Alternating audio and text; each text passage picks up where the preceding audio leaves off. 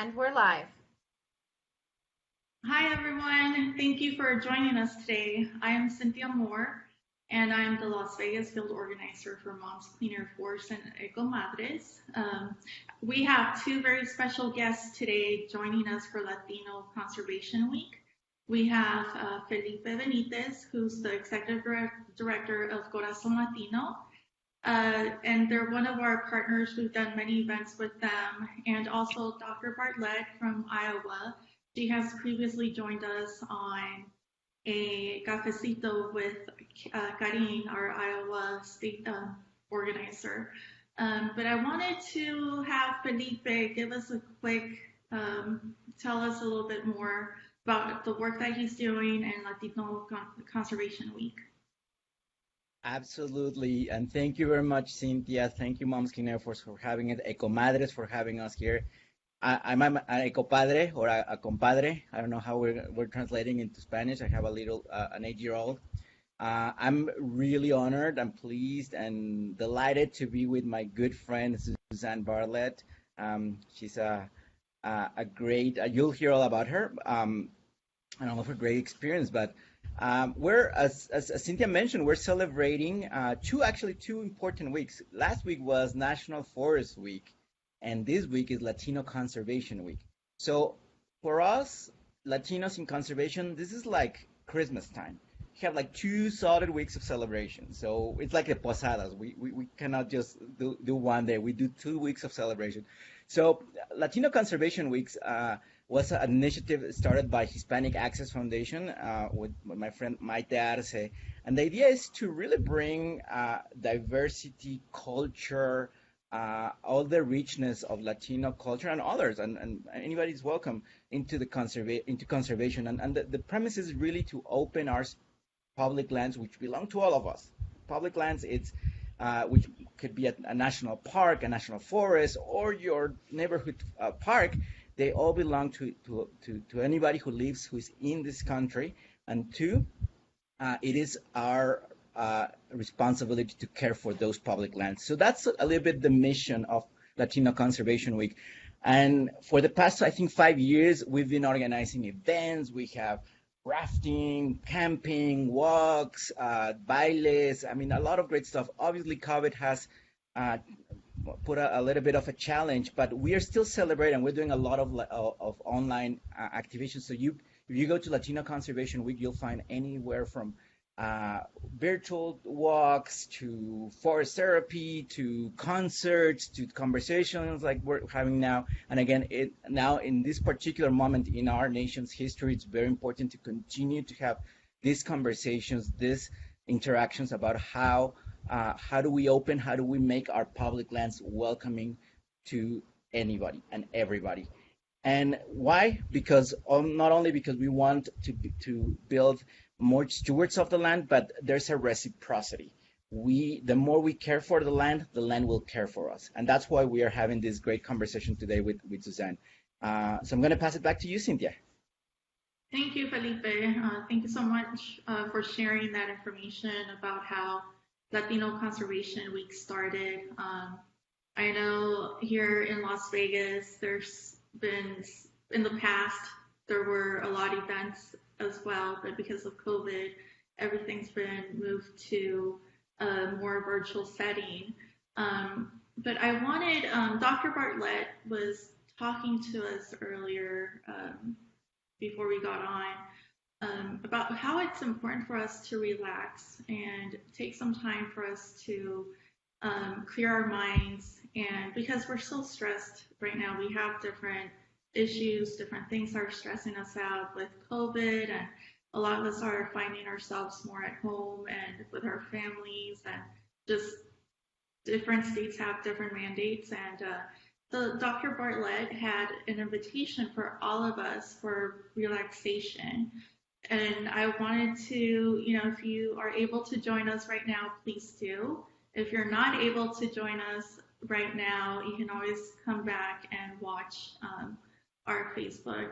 And Dr. Bartlett, please lead us through. Thank you. Thanks for having me today, and I would love to do that. So I am, as you can see, outdoors in a natural spot. I do have some human-made sounds periodically, so I apologize for that, but I am unable to control everything, it turns out. But I would like to invite you to join me in what I would call a forest bathing or a forest therapy invitation. It is just that. You're invited to join me. You're not required, of course, to join me, but if you'd like to take a few moments to just take in the area that I'm in, perhaps you're indoors and having this opportunity to step away from your computer or your screens or your dishes or your laundry or whatever you're trying to do, and just take a moment to take the nature in that's around me, I would love to have you do that. So I'm going to step back from the screen here so you can just see a little bit about the area that I'm in. I have a little, very little bit of water running past me in a creek that's pretty dry right now, so I don't know if you'll be able to see or hear that. But I invite you at this time to just take some slow, deep breaths.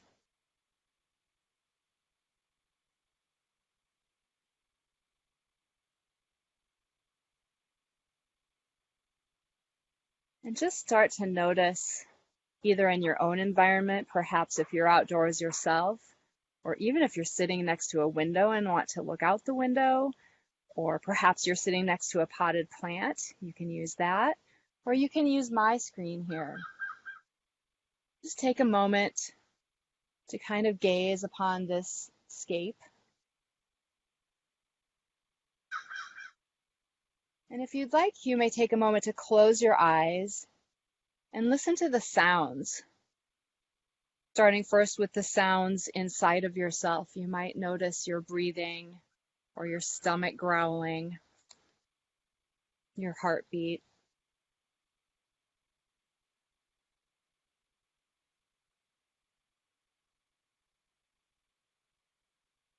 And then noticing the sounds that are a little bit further away from you. Perhaps you can hear the sounds from where I'm at that are a little bit away from me.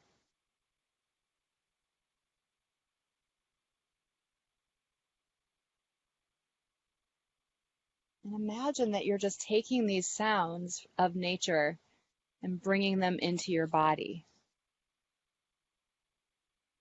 And next, try imagining and noticing the sounds that are as far away as you can hear, either from my setting here or from yours.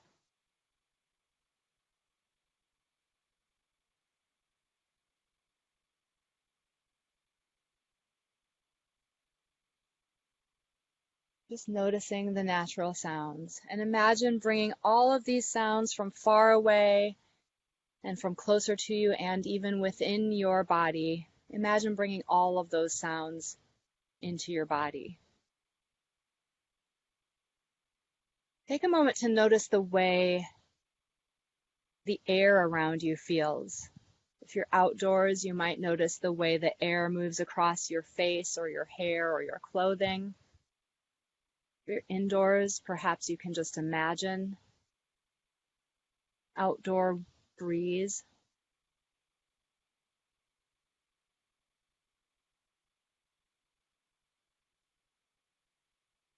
And notice the way your clothing comes in contact with your body, all the way down to your feet, resting in your socks or your shoes, coming into contact with the floor or the earth. And even perhaps imagining growing roots as if you were a tree or a plant. Imagine growing roots that are extending down through the soles of your feet, through the floor, through the ground, and down, down, down, all the way to the center of the earth. Imagine as your roots are extending downward that they're intermingling with the roots of other people in your household, in your workspace. Imagine intertwining with the roots of the people in this meeting today who are in 4 different time zones. Imagine that all of our roots are converging as they intertwine and continue moving all the way down, intertwining with the roots of the trees and the plants, and all of the beings in the more than human world. And eventually all of our roots reach the core of the earth and pick up energy and warmth, and that energy then transmits back up through the roots, again around, intermingling with the basketry of roots of our neighbors and these other beings, as we return that energy back up into the ground beneath our feet, into the soles of our shoes, into the soles of our feet, and bringing that energy all the way up the body, filling the entire body as if with a white light. And when you're ready, if you'd like to go ahead and slowly open your eyes and just take in the sights and the sounds around us as if you're seeing this space for the very first time. And again, this can be done out your window with a plant or at this landscape in front of you where I'm currently located.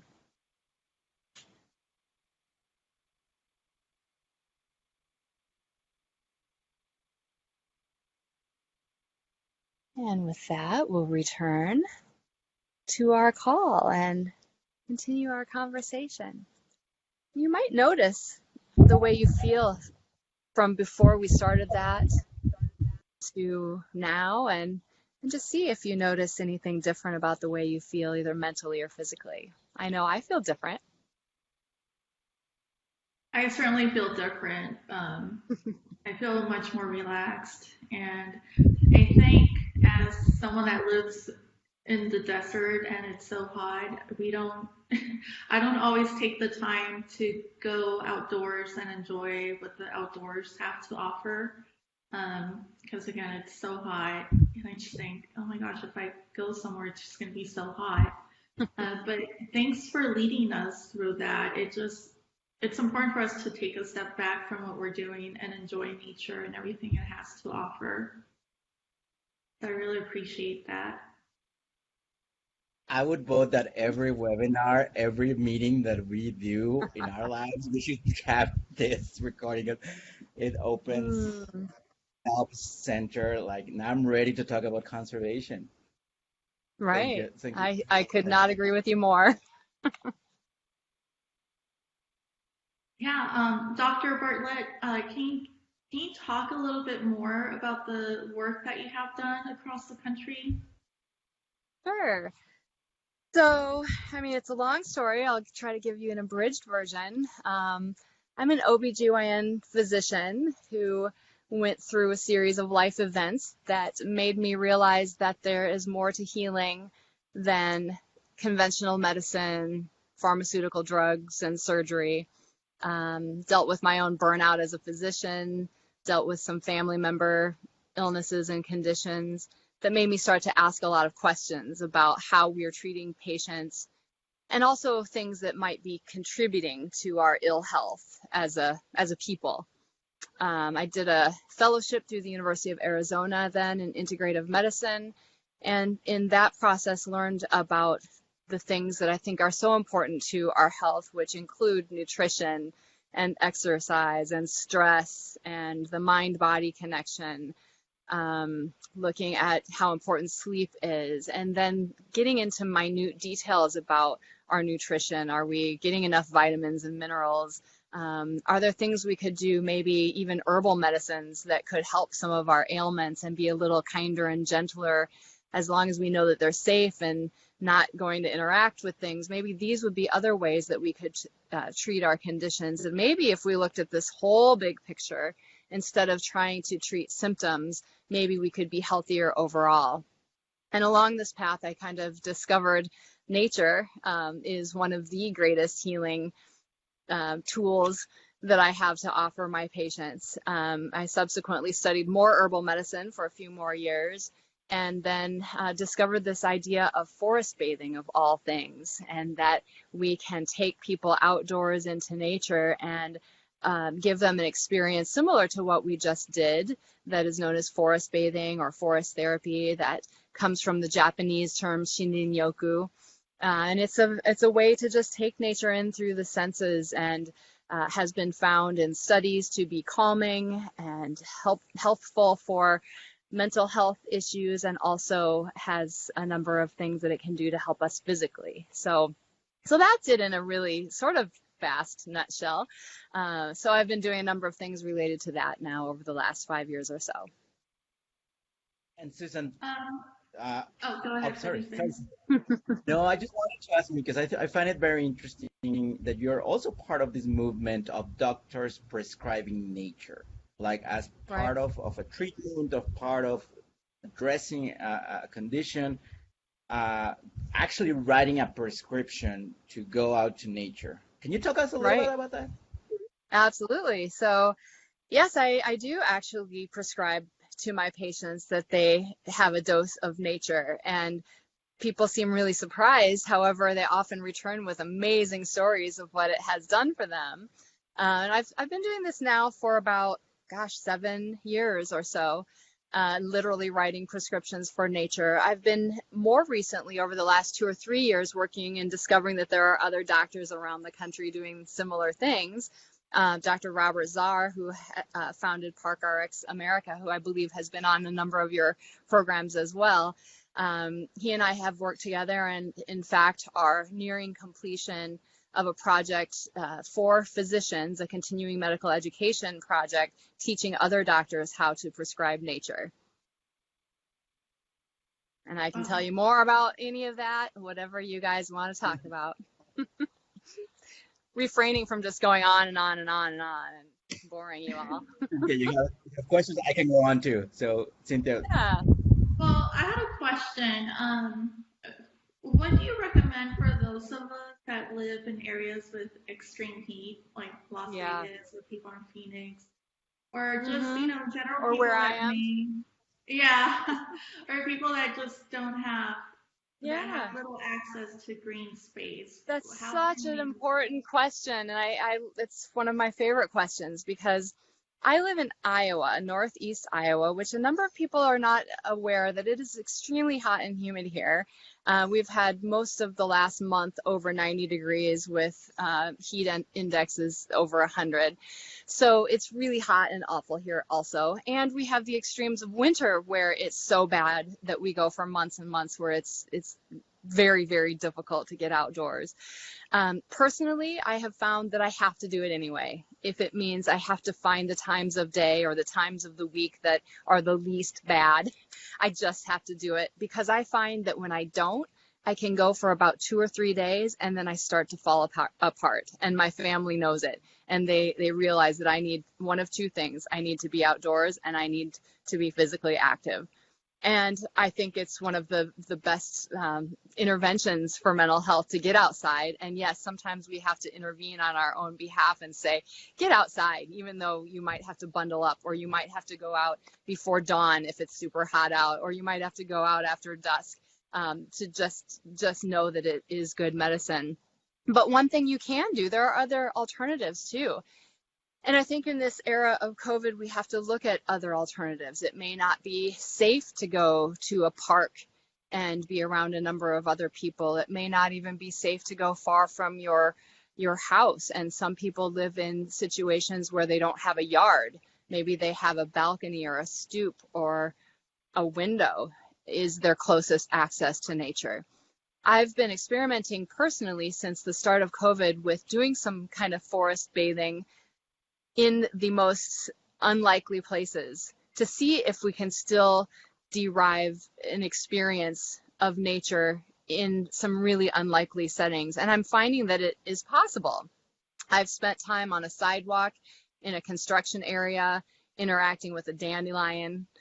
I've spent time near a university with traffic going by, trying to figure out how I could interact with the crabapple blossoms that were in bloom and smelled amazing in spite of the fact that it was, intermingling with the smells of a restaurant across the street and the honking of cars.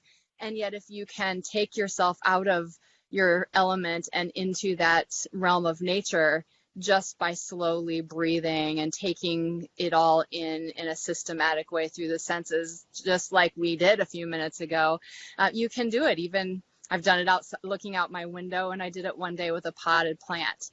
Spent 20 minutes just interacting with a potted plant and felt much better afterwards. Suzanne, I wanted to ask you a question. We all know that nature makes us feel better, that it relaxes you, but there's also a lot of evidence-based and a lot of research that shows the benefits, the actual physical, immunological benefits of nature, of doing what you've been describing. Could you tell us a little bit about this body of work? I can. There is quite a bit of research out of Japan and Korea specifically looking at this practice of forest bathing. And there's also quite a bit of emerging evidence in the United States and other countries looking at various ways of interacting with nature. And I think what it keeps coming down to is people want to know exactly what it does for us, how much time is needed, and what they should be doing.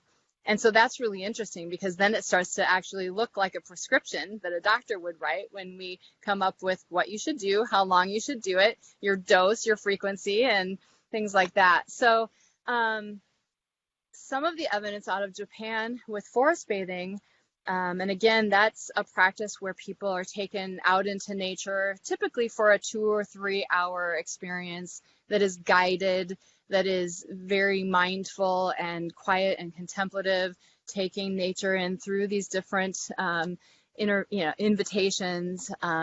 That practice has been studied since the early 1980s. And the doctors who started the practice there, Dr. Lee and Dr. Miyazaki, took saliva samples of people before and after they took them out into nature. And they found that after an experience like that, where they were just mindfully, quietly taking nature in, that their cortisol levels, one of the stress hormones, dropped significantly. They also looked at a chemical called salivary alpha amylase, so another chemical in saliva, and they found that it also is reduced after spending time in nature in this way. They looked at things like blood pressure and heart rate variability, and found that those things all improved after this practice. These same doctors were among the experts and the researchers who discovered that we benefit from being around trees because there are chemicals that are emitted by trees called phytoncides. And these are chemicals that are in the essential oils of plants, particularly in evergreen plants. And it's been found that when we're in the presence of plants like this, we're inhaling and taking in these phytoncides. Phytoncides have been found to reduce inflammation, to have antimicrobial effects. In other words, they fight bacteria and viruses and fungus. The reason they exist is because they help the tree to fight viruses and bacteria and fungus. But it's been discovered that we can benefit from those same effects just by breathing in the fragrances of the trees. One of the most exciting things about the phytoncides is that they've been found to increase our body's natural killer cells.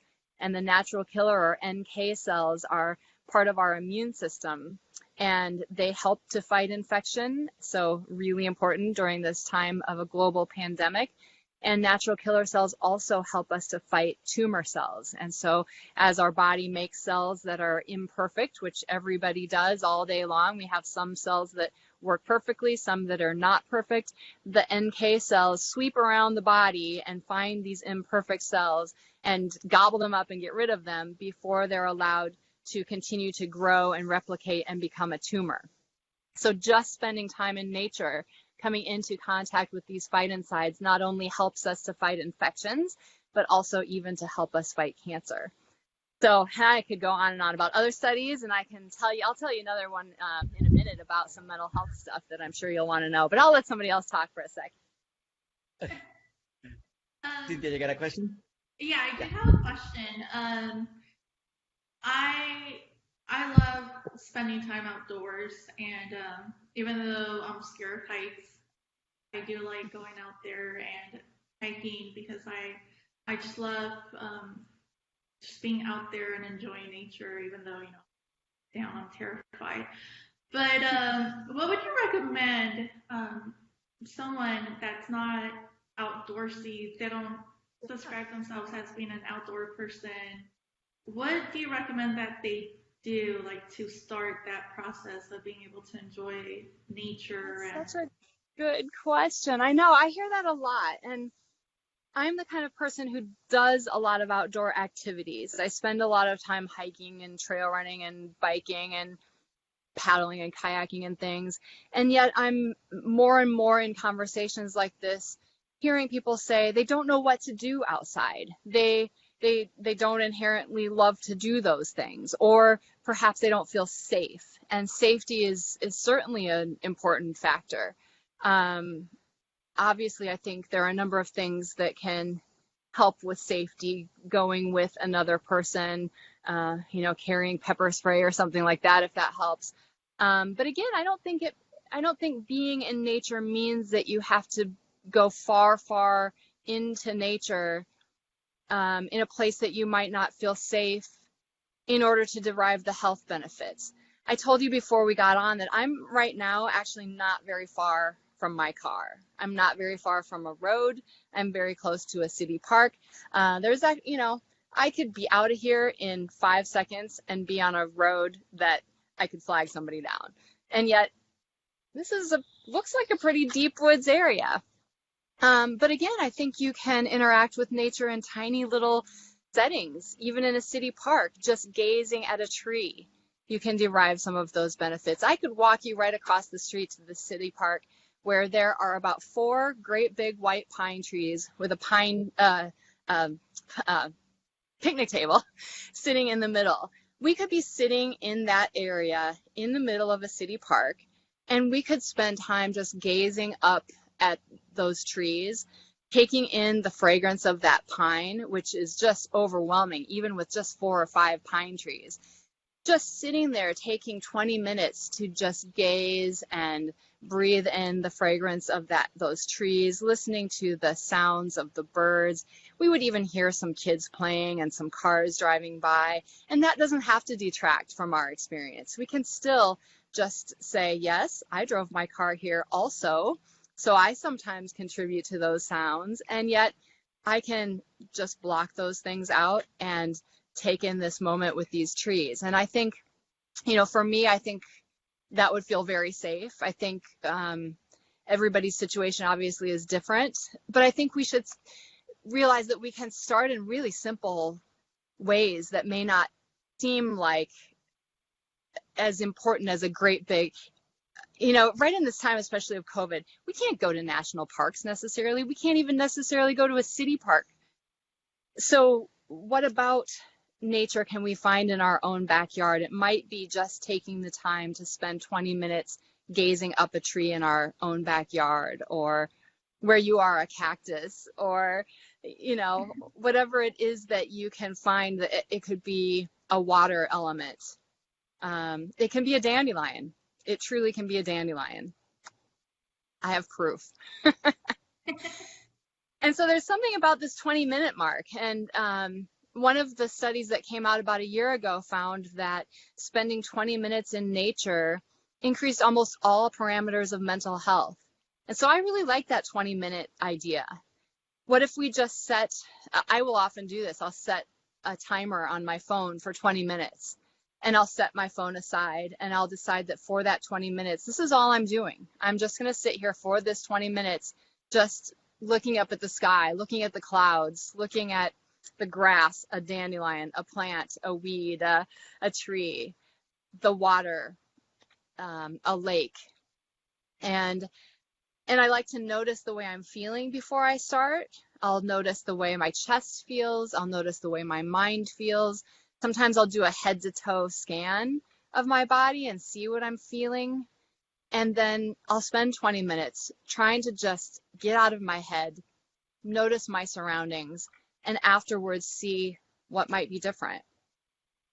Yeah, I think it's important for us. We're so used to being connected, whether it's on our cell phone or now with COVID, a lot of us are working from home, so spend most of our time in front of the computer. I think it is important for us to disconnect and be able to enjoy nature. But I wanted to ask you, I wanted to point out there is a question from Facebook. Great. How can people with allergies or other issues, how can they still appreciate the outdoors, even when it's difficult for them? I'm right there with you. I have allergies. I had to take my Zyrtec this morning because I woke up feeling congested, and I'm right there with you.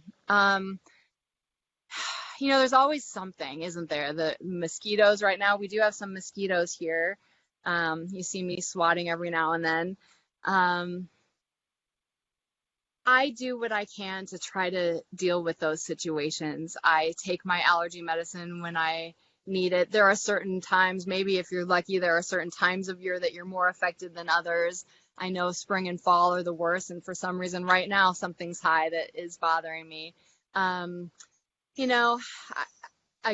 I think it's a matter of perhaps if your allergies are really bad, seeing an allergist. Allergists can help in a number of ways in figuring out how to manage the symptoms of allergies, or even desensitize you perhaps to something you're allergic to.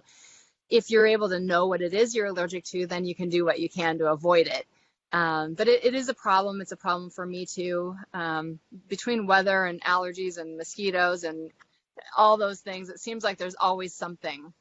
I think sometimes it's a matter for myself, just telling myself that you can do it for 20 minutes. And I tend to find that that 20 minutes does me more good than bad, even if I'm suffering from allergies. But I hear you. There's always something. And again, if it means that your interaction with nature is on a smaller scale, I challenge you to try it. Try the out the window nature experience or the potted plant. It's pretty amazing. Yeah. You keep mentioning 20 minutes of nature. Is that a day or 5 times a day, a week? I know. So we're still trying to figure out what the perfect dose is. And there are different studies finding different things. There was even a study that looked at college students and invited them to take 5 minutes away from their devices outdoors. They didn't even necessarily have to be in any real natural setting, just outdoors, sitting on a park bench. I always add, why not take your shoes off if you can during this? But 5 minutes without their phones, without their devices, just sitting outside. And they found that even 5 minutes helped with depression and anxiety and all of the self-esteem and concentration and all of these different mental health factors. They actually repeated that study and lengthened it to 15 minutes, and they found that it didn't improve the outcomes if they added 10 more minutes. So that means there's something beneficial in even just 5 minutes detached from our devices outdoors, which means you could do it in the morning, you could do it over your lunch hour, you could do it after work. We all have 5 minutes that we probably waste somehow. So in answer to your question of how often 20 minutes, I think so far what we know is some is good, more is better, but more definitely doesn't improve necessarily. So just getting some is good. But for me, I think 20 minutes a day is an excellent goal. I find that when I don't get it, I feel it. Suzanne, I had to go indoors because of my signal. But you mentioned something very interesting about mental health. And we are now all, as a society, as a planet, we're experiencing trauma. I mean, COVID has changed the way we live, the way we interact with each other.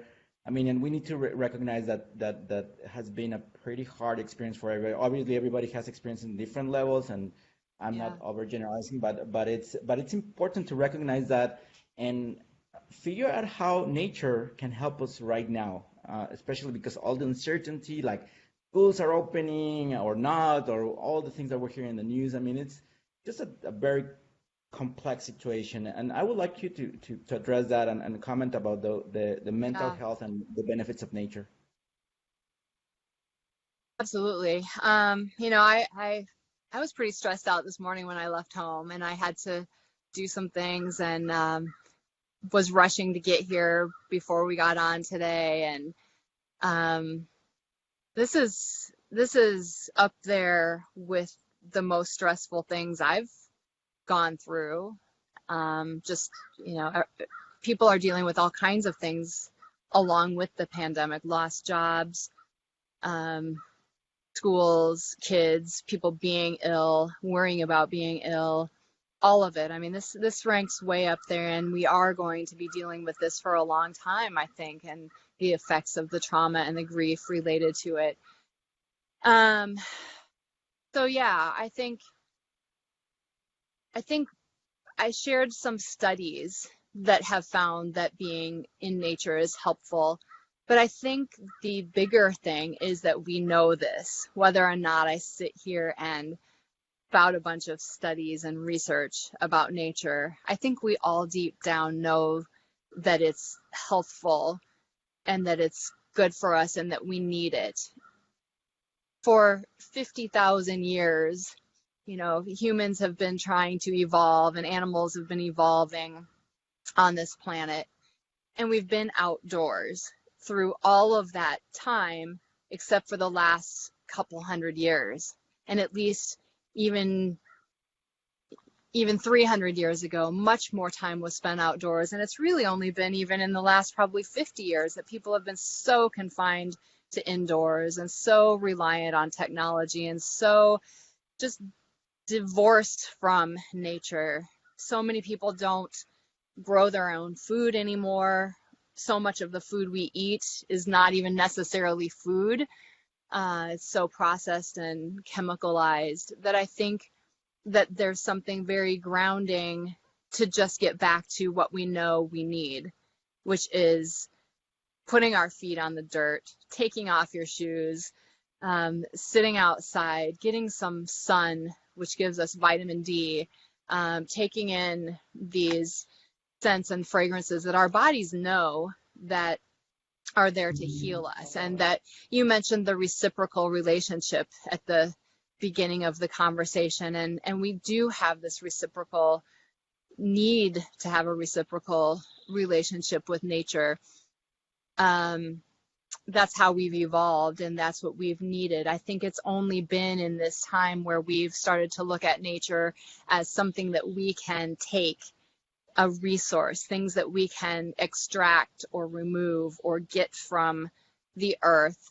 It hasn't worked well. And in fact, it's creating climate change, it's creating global problems that are directly related to increasing our chances of having a pandemic. And we could go down that whole conversation too, but it would be a much longer conversation. But we know we need to get back to the earth, and we need to get back to nature, and we need to sometimes remind ourselves of that, I think. And it's easy to forget because we've become such a nation and a country and a planet of people who are starting to forget. But I think it's really important as anything that we could possibly do to our health and for our health, to get back outside.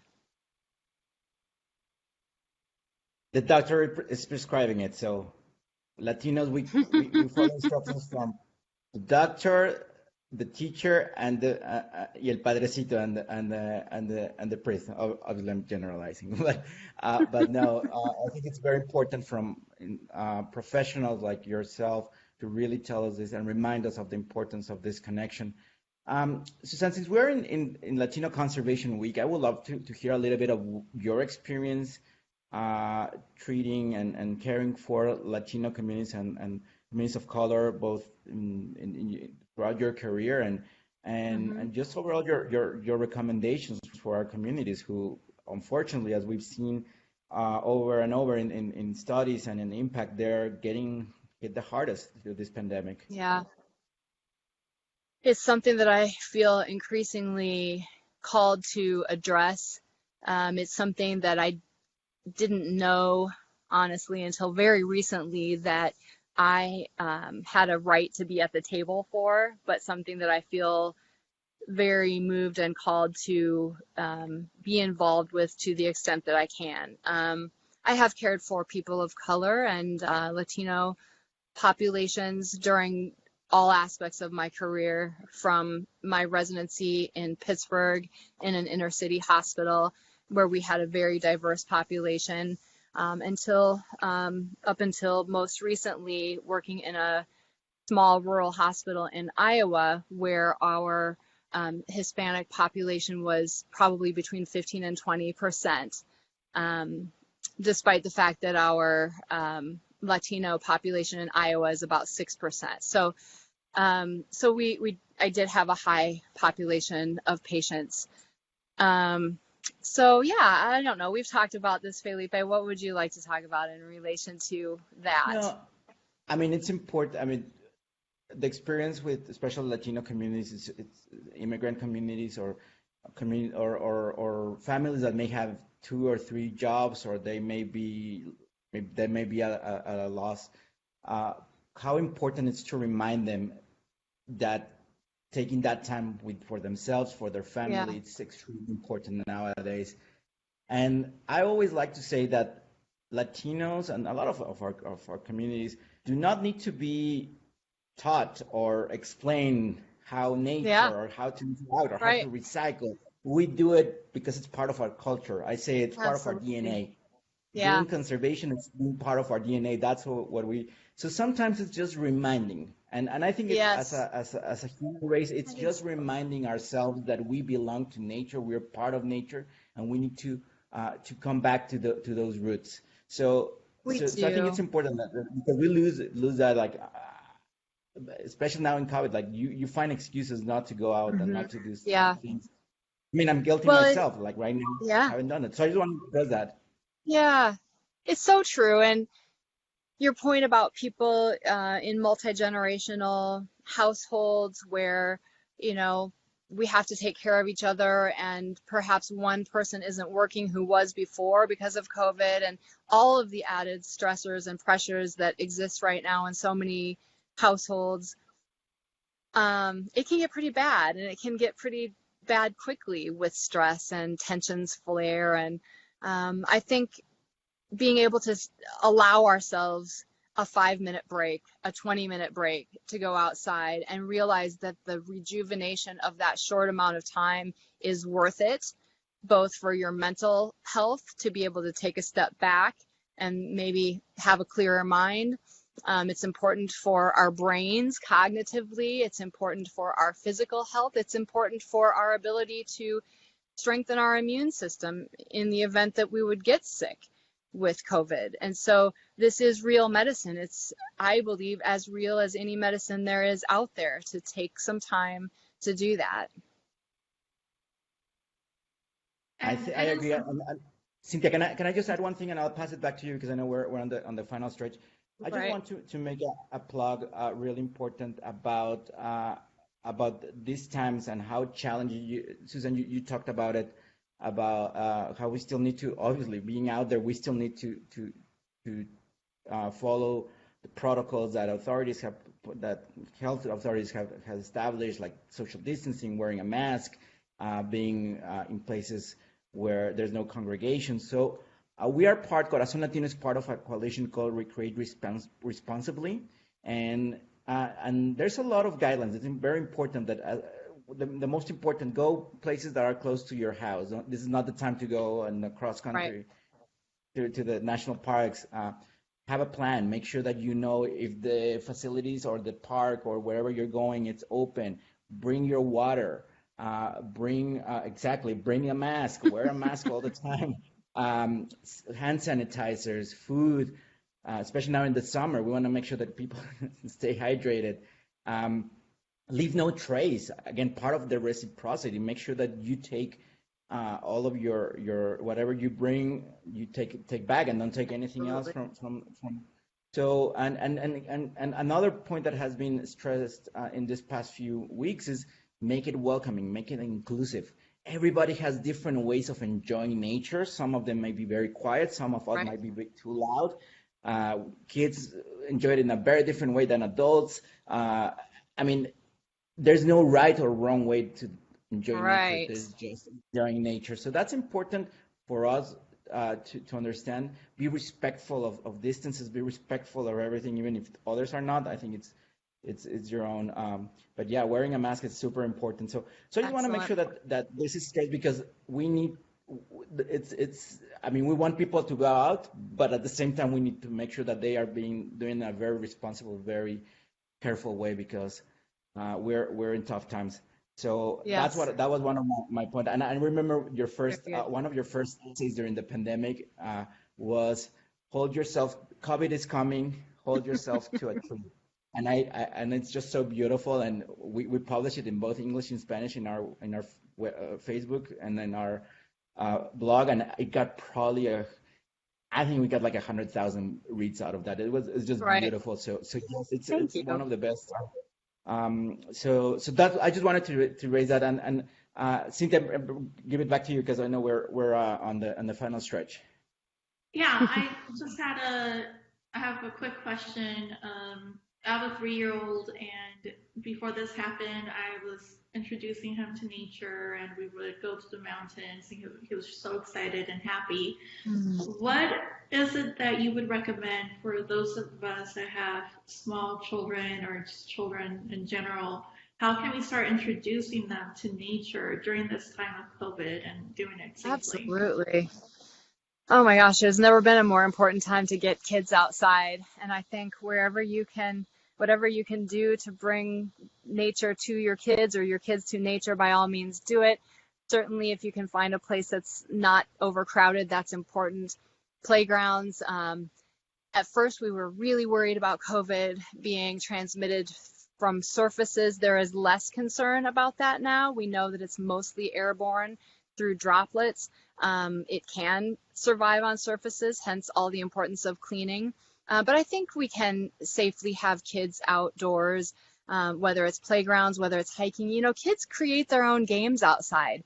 We think we have to have an agenda or an idea, but the best times I've had with my kids are when we just went outside for a walk outdoors in nature, and kids come up with things. There was a study that found that children in an outdoor kindergarten invented new games 58% of the time, as opposed to children in a traditional indoor kindergarten where they invent new games only 16% of the time. So you don't have to know what you're going to do with your kids. Just go outside and see what happens. They'll play for hours with a stick or a rock, or, you know.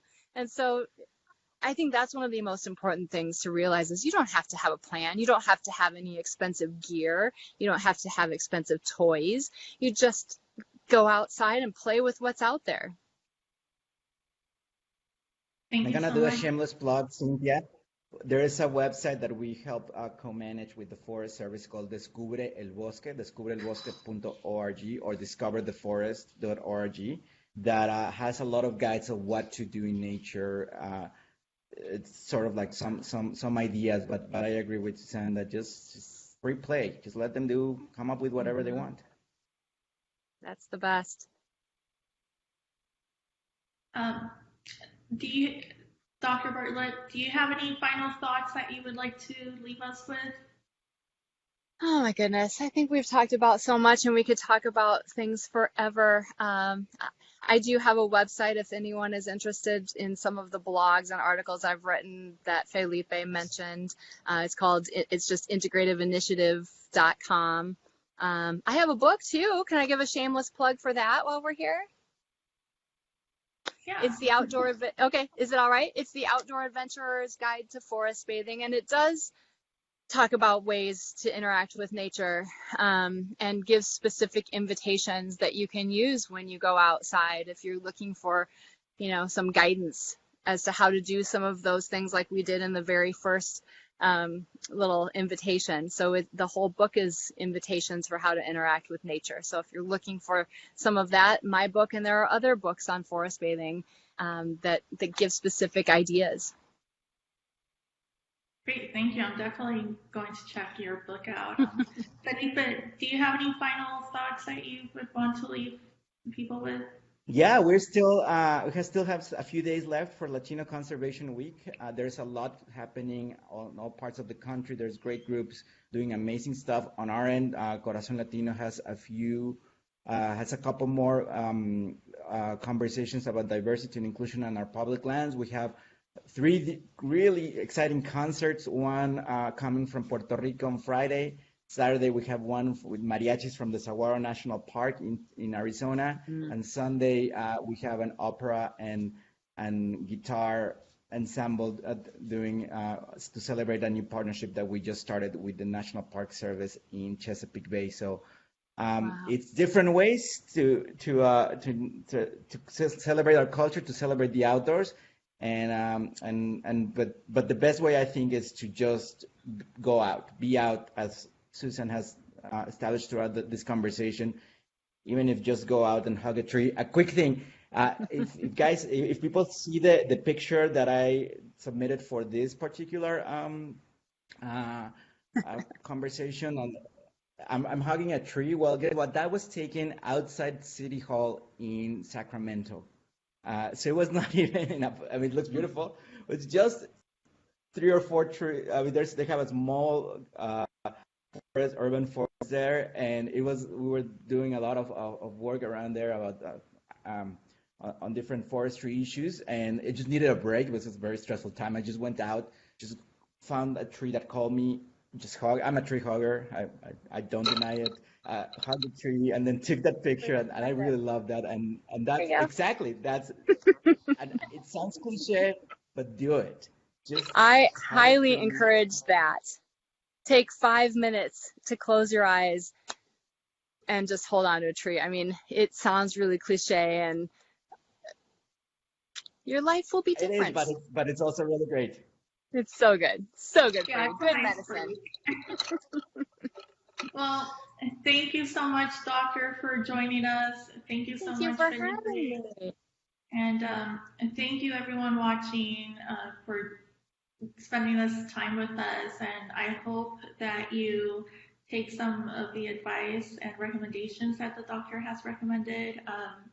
Start with 5 minutes outdoors and then work yourself up to 20. It is important for us to disconnect and spend time outdoors. So thank you so much, everyone. Have a great day. Feliz Semana Latina de la Conservación. Gracias. Thank you. Adios.